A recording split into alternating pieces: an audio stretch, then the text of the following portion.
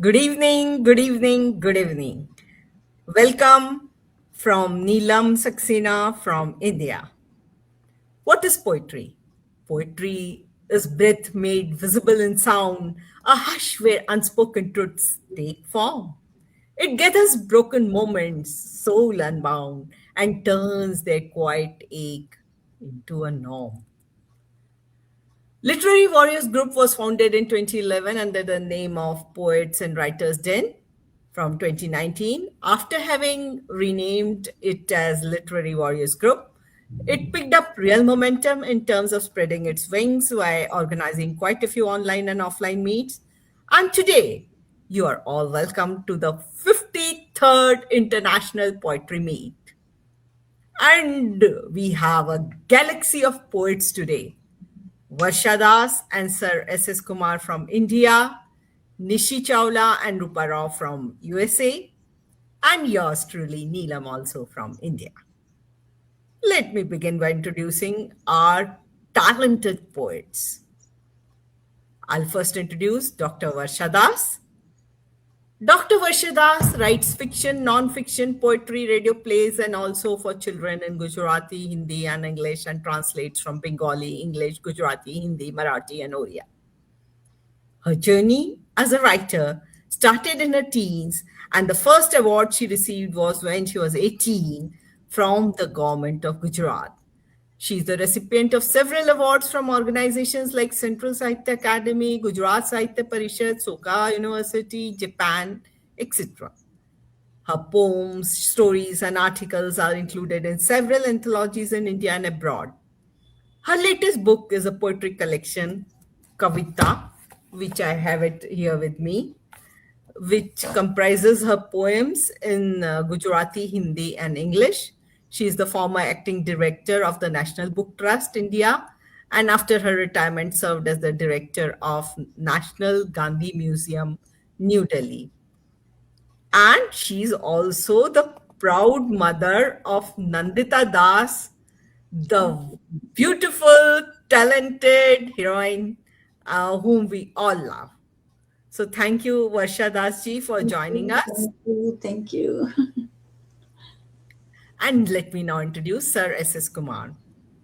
Amid legal battles in the Supreme Court of India and the administration of educational institutions, Srinivasan Sampath Kumar, S.S. Kumar, writes engaging poetry in both English and Tamil, spanning a wide range of subjects. He's also an author of novels and management books, as well as a blogger and an acclaimed photographer. Kumar has over a dozen books to his credit. He was knighted in 2006. So, welcome, Sir Sampath Kumar. Pleasure to have you. Moving on, we also have Dr. Nishi Chawla, who is an academic and a writer. She has published 11 plays, 3 novels, and 8 collections of poetry. She has also written and directed 4 award winning art house feature films based off her plays. She has also co edited 2 global anthologies of poetry published by Penguin Random House, Greening the Earth, and Singing in the Dark. The title sounds so interesting. She's one of the few Indian playwrights to have 2 plays staged in Manhattan, New York. She is the third Indian poet ever to be invited for a reading and a discussion of the US Library of Congress, organized the Poet and the Poem program. We are so proud of you, Dr. Nishi. Welcome.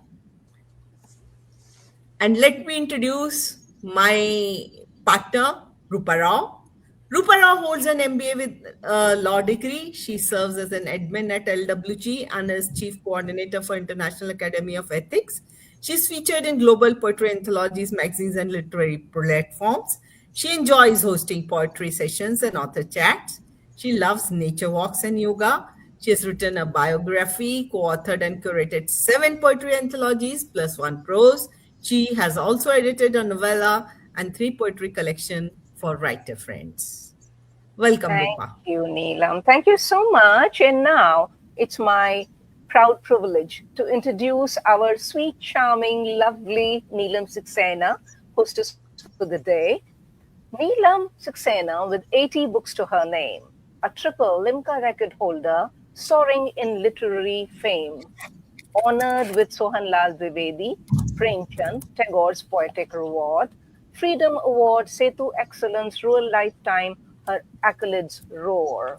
Forbes hailed her among India's finest, a luminous, enduring flame. So, a warm welcome to the host, Neelam Saxena, on her own page, LWG Neelam Saxena page. Thank you. Thanks for your kind words. It sounds so interesting, when you hear it, but you don't feel you've done something. But anyway, moving on. So, friends, it's time to hear two wonderful poems today.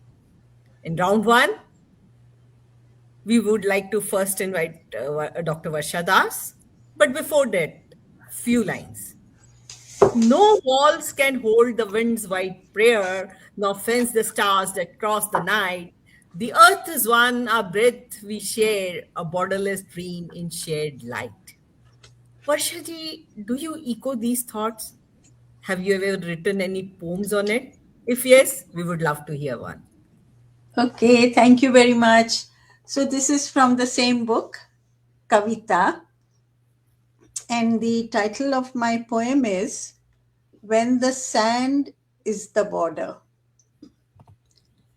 Whether on this side of the border or on the other, sand of the same color is all over. This is the desert of Thar, where Manto's crazy character asked, which is Hindustan and which one is Pakistan? I also ask, on which land do I walk when the sand is the border? Faces are the same, so is the speech. Who is right and who is wrong? Who can ever decide?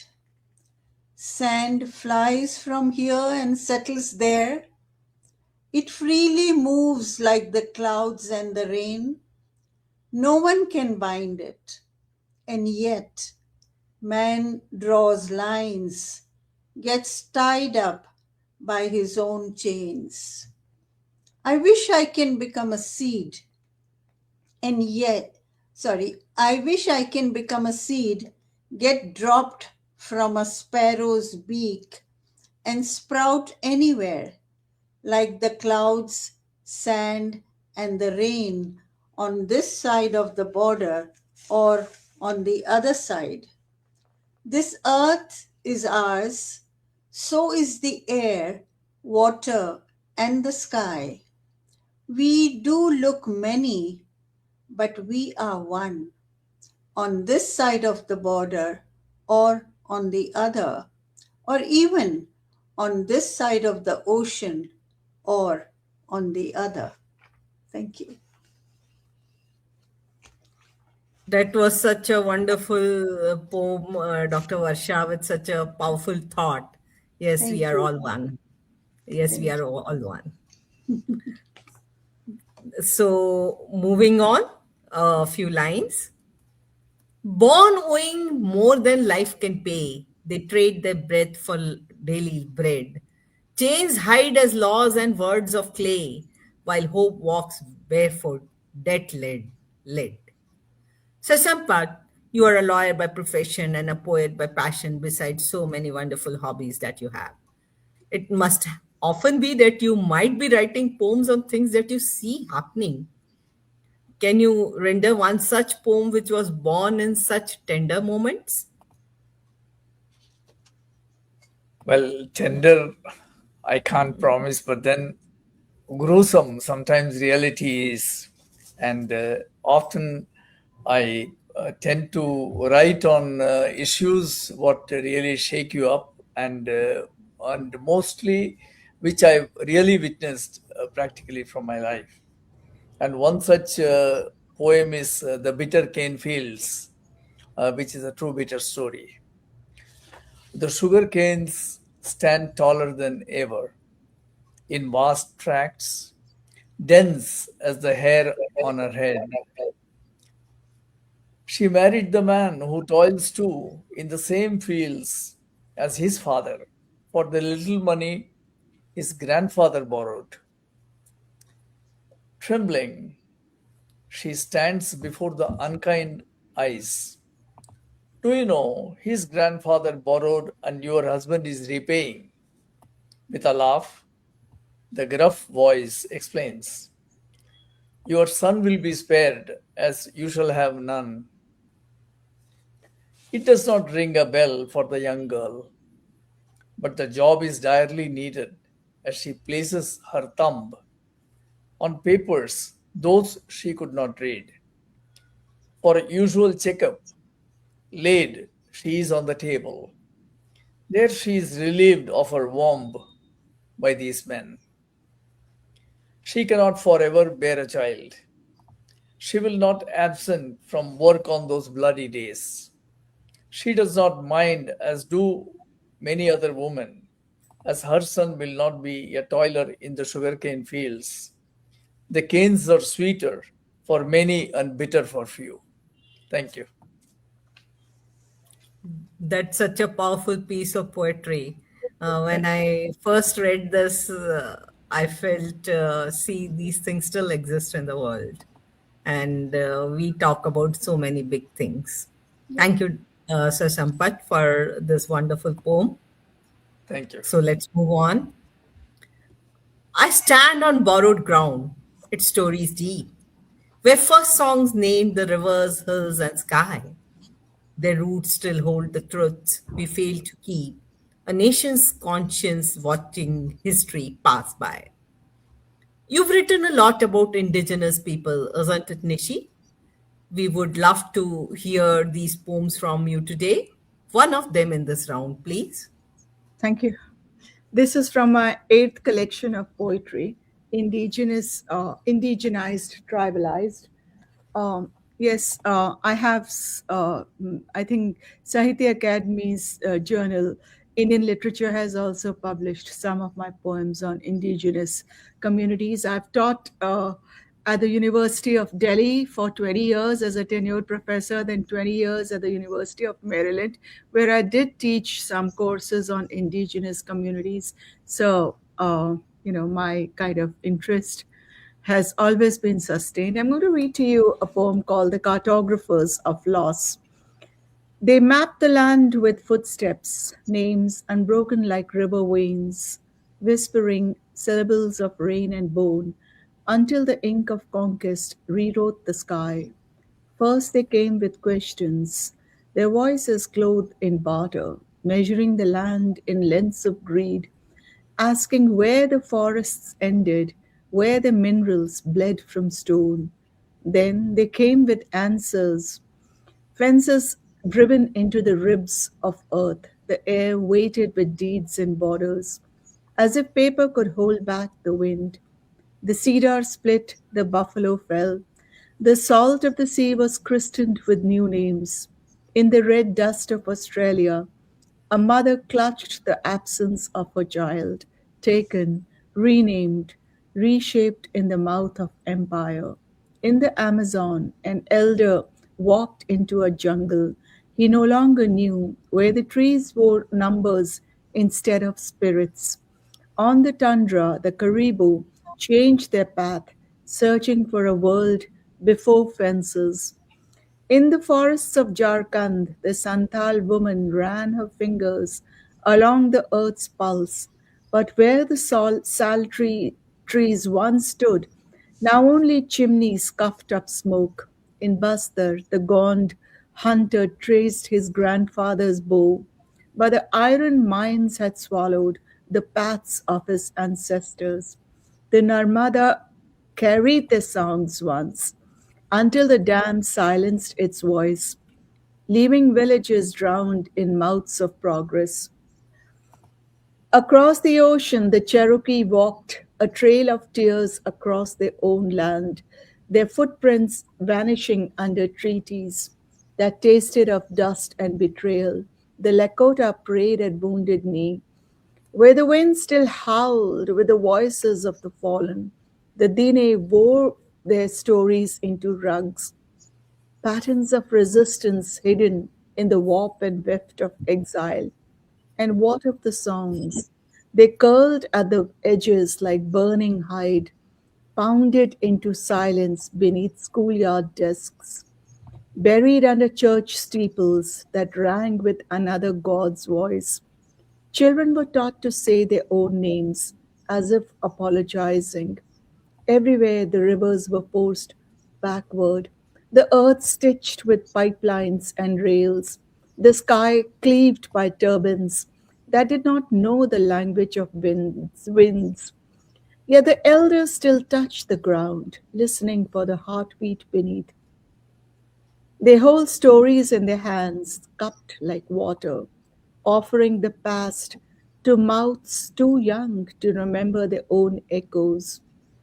To be displaced is to be unthreaded, yet the hands that wove the first baskets still carry memory in their palms. The cedar will regrow, the buffalo will return, the river, unchained, will remember its name.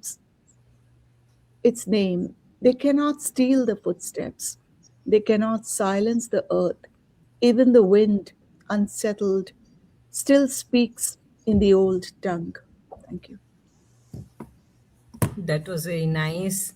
Things we often forget to talk about, poets dare to do.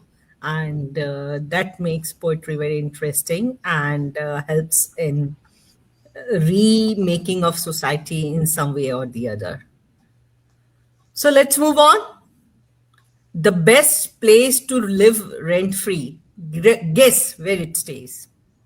Let me say what I feel. Not houses or cities, not skies or cafes. It is inside a heart that remembers to smile, where joy pays the dues and moves in for a while. But that's my take on living rent free. Dear Rupa, what's yours? Thank you so much, Neelam, once again. So, after the powerful words rendered by Dr. Das and Sampatji's very serious issue about sacrificing the womb for livelihood and enslavement for life, and the indigenous lives impacted by modernization, let me bring some levity and go crazy and silly and goofy. So, it's called Living Rent Free. Darling, I ain't your cup of tea, nor coffee on the go, nor your dandy detox drink that fakes to heal your soul. I ain't your fancy teapot set flaunted solely for VIPs, nor an overpriced frothy foam forming palm trees. I ain't your kettle's whistle, nor granny's herbal chai. I'm weird brew concocted by life and funk that defies try. I'm soda sizzle that explodes, milkshake that won't blend, smoothie that tastes suspect but you sip it to its very end. I am your unordered drink, destiny served with glee, spicy, fizzy, sparkly, wild, too unapologetically me. Honey, I ain't your cup nor your pot. Dude, don't pity me.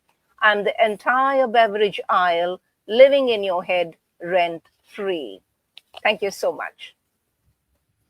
Rupa always comes up with something different. So this was also again very interesting. Thank you, dear Rupa. And now it's my turn, dear Neelam. Her first poem. In sterile halls where grief and duty collide, she watches life and loss flow side by side, saluting healers who bear sorrows they cannot confide. Over to you, dear Neelam, on hospital scene. Well, I'm finally coming up with a book, poetry book, which is more of a memoir. When my mother was in ICU for almost 6.5 months, I was very, very attached to her. So this will be a collection of 70 poems, and I shall be rendering one of the poems from that book, She Who Resides in Me. A hospital scene. My calf muscles are aching. My eyes are puffy. I have been in this hospital since long to be with my mom who is unwell. Suddenly, I see her oxygen dropping. I rush to the nurse. In the corridor, I see a lady crying.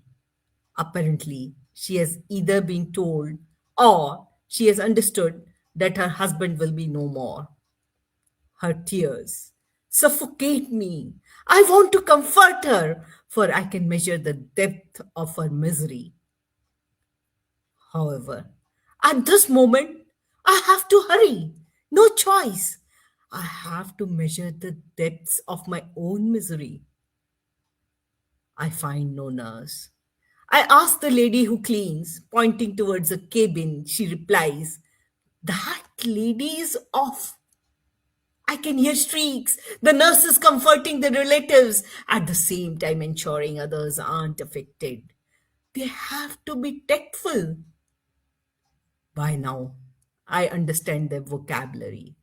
Off means dead, presumably the second death today. One nurse, seeing me, rushes with me to take care of my mother.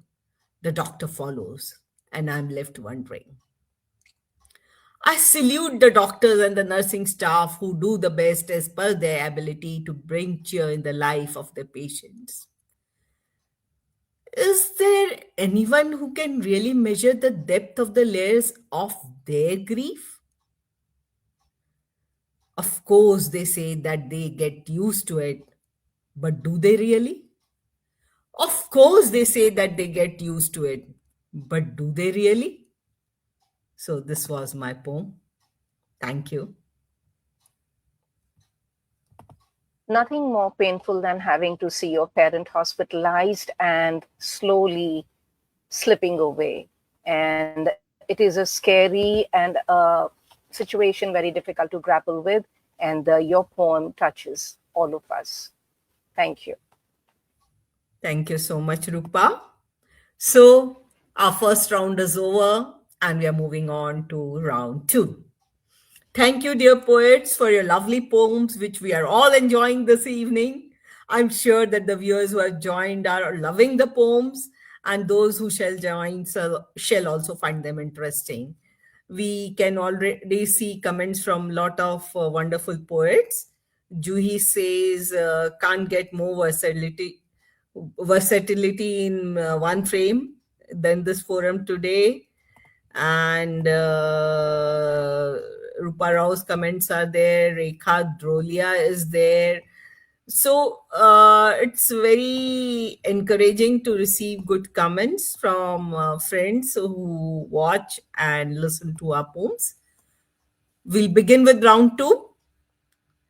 From this side of history, I learned to see the land remembers names we cast aside. Indigenous hearts keep time for what we free and guard the soul of a country still untried. May I request you, Nishi, to render your second poem?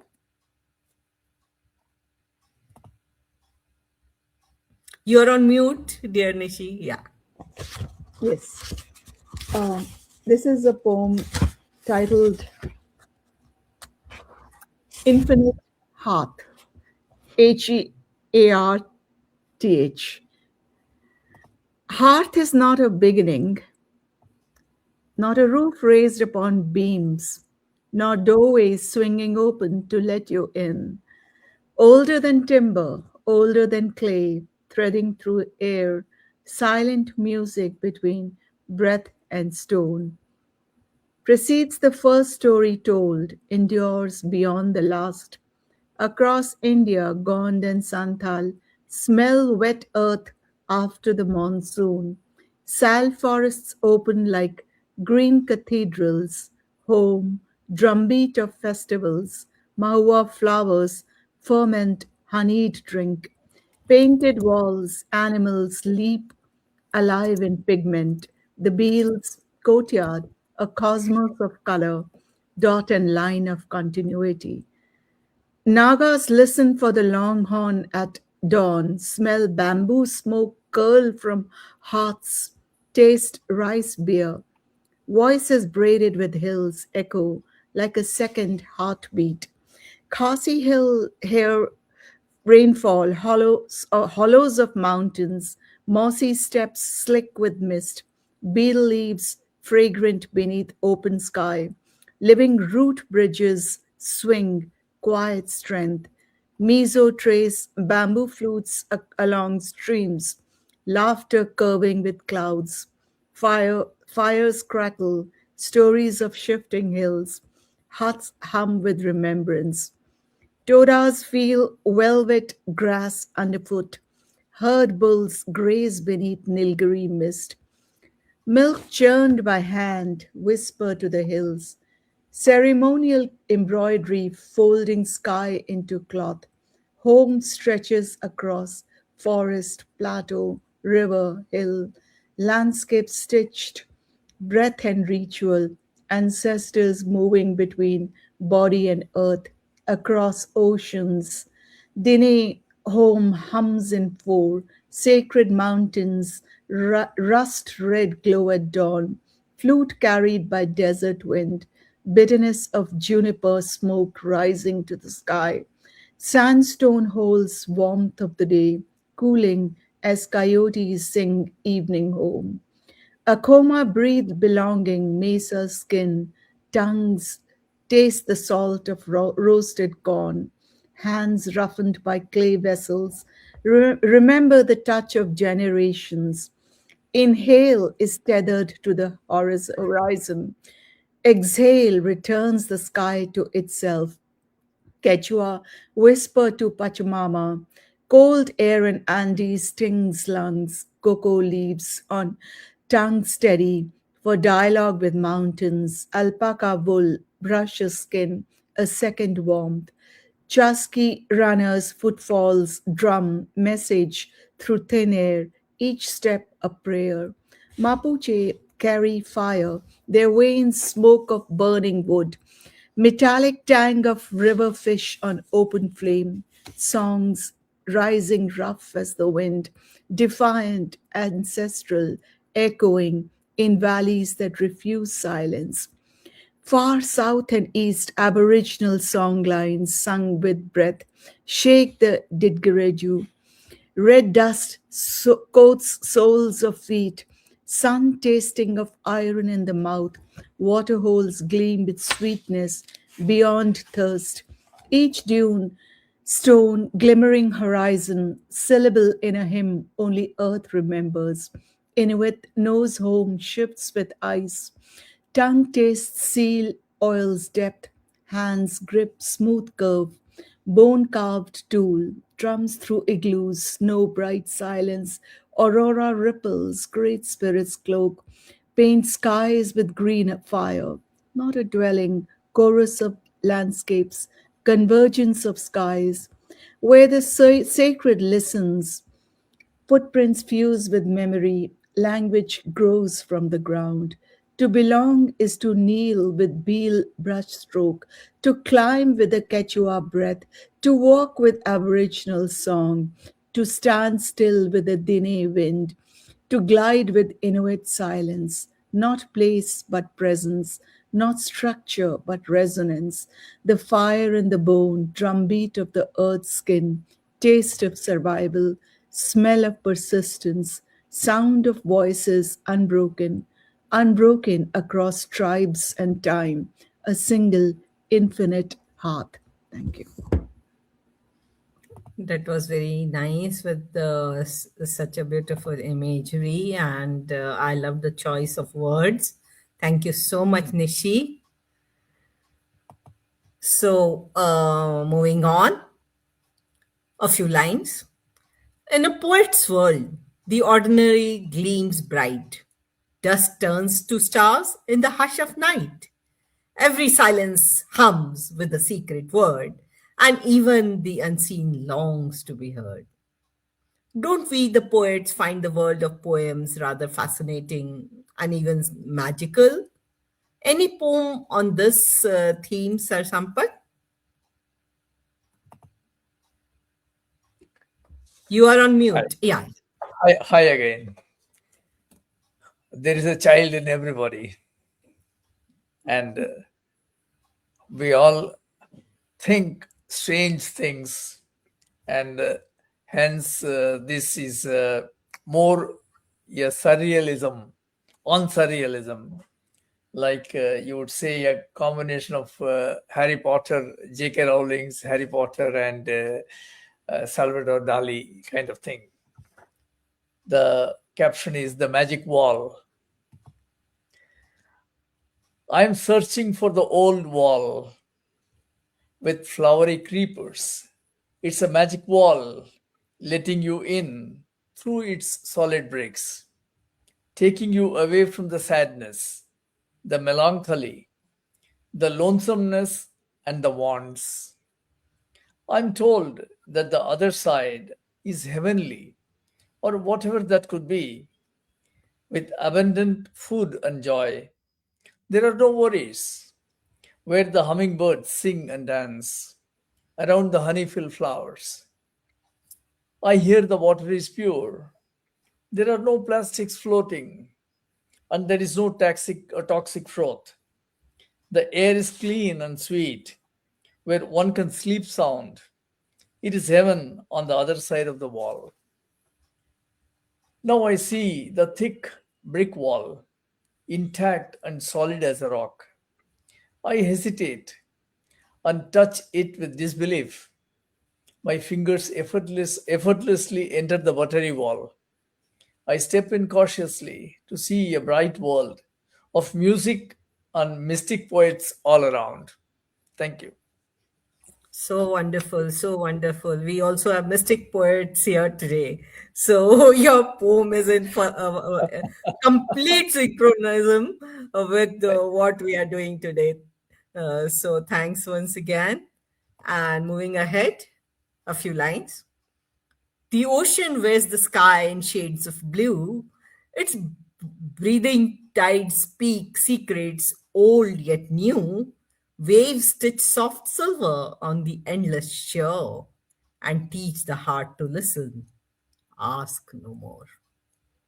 Have you ever felt like being in a trance, Varshaji, captivated by nature? What happened when the layer of the nature got dropped? Any such poem which you would like to render? Well, yes, this poem of mine is actually I wrote it for Doordarshan television channel of India. They had invited poets of all Indian languages and were asked to write something about the country.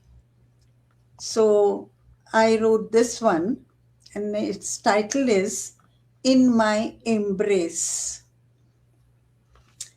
At the shores of Kanyakumari, I stepped into the Indian Ocean. Ripples expanded and merged with the Bay of Bengal and the Arabian Sea. Their waves soaked my innermost being. Up in the sky, white and grey clouds touched the peaks of the Himalayas, parted in two directions, filled their wombs with water, and poured on the desert of Thar and the lake of Chilika, soaking the earth with their love. I want to embrace the rivers and the mountains, the fields and the meadows, the people so colorful and diverse, with so many languages and prayers, the abundance of beauty of this earth. Can my two arms embrace them all? As I opened the doors of my heart, the whole world walked in, and I embraced it with my open arms. Thank you. That's such a meaningful poem. Thank you Thank so much, Varshaji, for rendering this particular poem. Very nice. thank Thank you. you so much. Thank you. So, if you were to write a manual on life's lessons, how would it be, Rupa? Well, before that, I tried to write mine. My life lessons read like a quiet guide, written in scars I no longer hide. Each fall revised what I thought I knew, The living itself became the manual I grew. Waiting to hear about your manual, dear Rupa. Thank you again, Neelam. And Nishi, thank you for the hearth. You cover the indigenous and Nagas and Mizos and Aboriginals. It's beautiful listening in. And Sampaji, the inner child and a touch of Dali, love that. And Varsha ji, the poem you've written for Doordarshan of India, In My Embrace, and talking about our country is beautiful. Thank you to each one of you. And Neelam, going back to your first poem, I guess I needed to also talk about my mother in heaven. And we all miss the ones we have loved and lived with, but take for granted when alive and on earth and earthbound. So here goes. Life lessons. Your questions incessant, why did I treat them as irritants? Your words seemed ordinary, yet your love was extraordinary. You asked if I had eaten, if I slept well, if rest was beaten. For my big events, did I train? Did I still my restless brain? Did I break my self-defeating pink chain? Did I reach my destination safe? Did my skin bruise, burn, or chafe? Did I rush life's foolish race? Oh, so many questions, yet each one held life lessons. I know now, Ma, every one of them was a prayer for me. Pure love, heartfelt for my well-being. I miss calling you. I miss hearing you. I miss your listening silence too. I miss your insane sanity. You guiding my misguided vanity. I wish I had tad more time to bask in your loving shine, to drink an elixir of your sublime, darling mother sweet, mother mine, my life's manual, my blessing divine. Thank you. Oh, that was so touching. That was so touching. Yes. Thank We you, can just Neelam. fold Thank you our so hands. much. And thank you.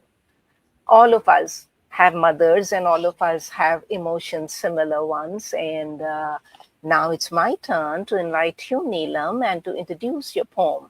A child bride turned widow, her world stripped bare, cast out by all, she sits in holy despair, wondering why fate chose her for a life so unfair. Over to you, Thank you, Neelam, a Rupa. widowed teen from Skies of Shadows. Thank you, dear Rupa. This poem I'd written when I was in class 9 and I'd visited Mathura because my Buaji stays there. So everything is obvious in the poem. At 16, married. At 17, widowed. Before I learnt what is life, my existence has been hollowed. I'm only a teen, and love I would to dance and sing. My unseen husband's death has plucked out all my zing.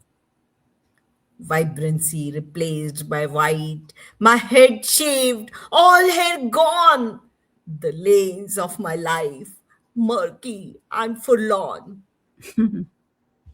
As I sit on the steps of the ghats of the city holy, I wonder why I was born. What had I done to get this life ghastly? Shoved off by my parents. After all, I was only a daughter. Discarded by in laws, I lie here in front of Lord's altar. Watch I the reflection of my tattered self in the river. My past appears a mystery and my future a blur. My past appears a mystery and my future a blur. Thank you. This was a small poem. Heart wrenching, heart wrenching. Thank you so much. So, with this, we come to the end of our wonderful poetry session. And what an amazing evening it has been, dear Nishi, Sir Sampath, and Varshaji. On behalf of Literary Warriors Group, Rupa and I would like to thank you from the deepest corners of our hearts. You. And we would love to have you again in some other program. So, see you till next time. Thank you Thank for you. coming. Thank you, Neelam and Rupa. Thank Thank you. you, Thank you. Varshaji. Thank you for the opportunity. And thank you, Mr. Kumar, as well. Thank you. Thanks, all Thank of you. you. It was a pleasure meeting all of you, and it was wonderful to hear very beautiful poems. And I'm thrilled and motivated. Thank you. Thank you. Thank you. If It's been anybody would like to share their experience in 1 minute, you are welcome.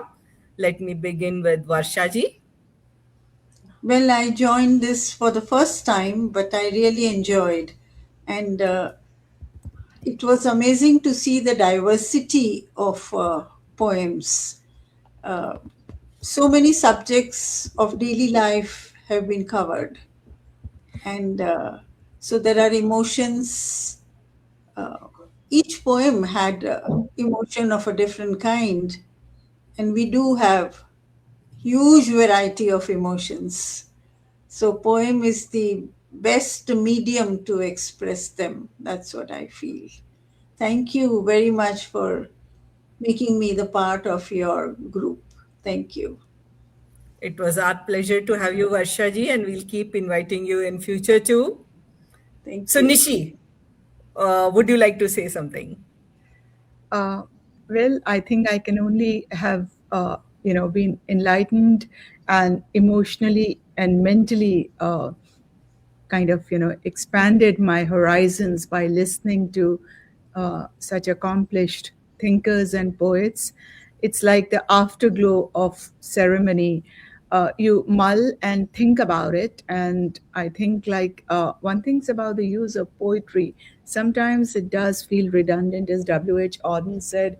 Poetry cannot change the world; it can't stop wars. But then, just that moment, so to say, of rethinking, recalibrating, will make us pause and think of the meaning and the value of poetry, especially the world we are facing now.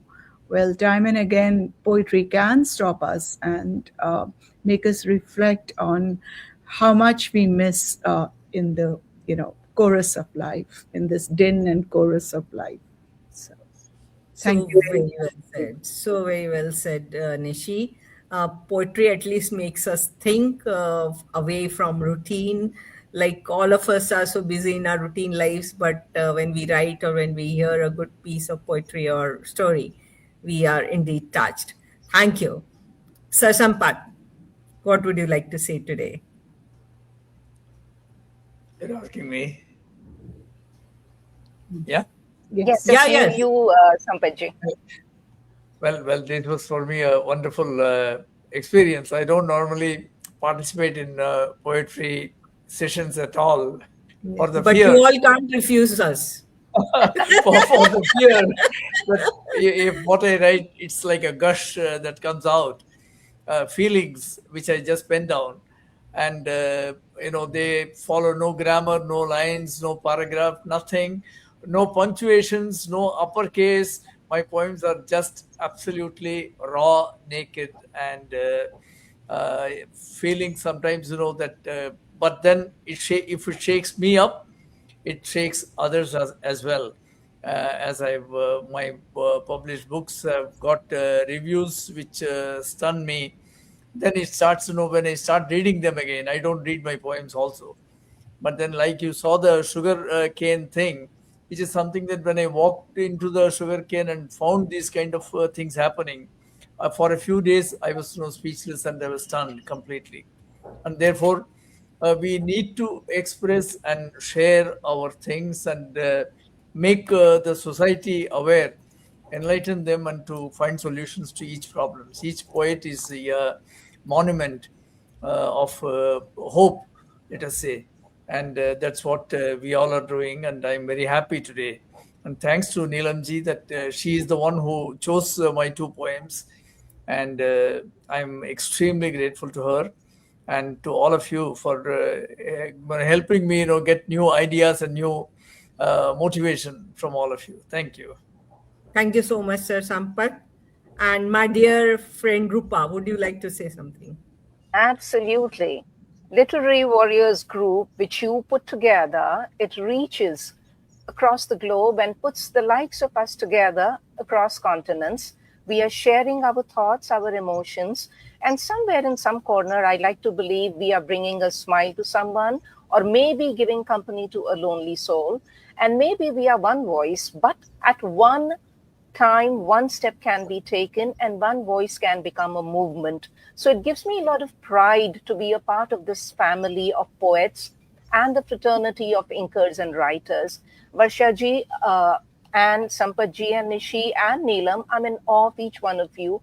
And I want you to know that whatever I heard today and have been part of has touched me, and I take away with me lot of joy and thought to sleep over and maybe come up with more going forward. So thank you to each one of you. And Neelam, as always, a pleasure to be a part of your sessions and your views, dear Neelam. What do you have to say about today's event? See, for me, every poetry session is a wonderful thing to be in. And I thoroughly enjoy this international poetry meet because a lot of wonderful poets join us in this. And we get to hear thoughts all over the globe.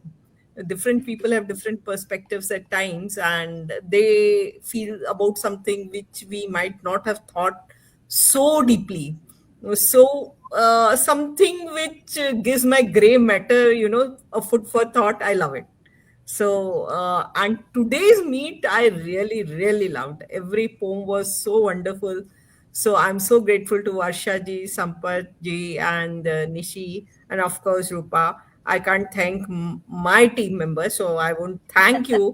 But yes, it was a lovely evening. Thanks once again, and hope to see Thank you you. all in some other meet or some interview. Sure. Thank you.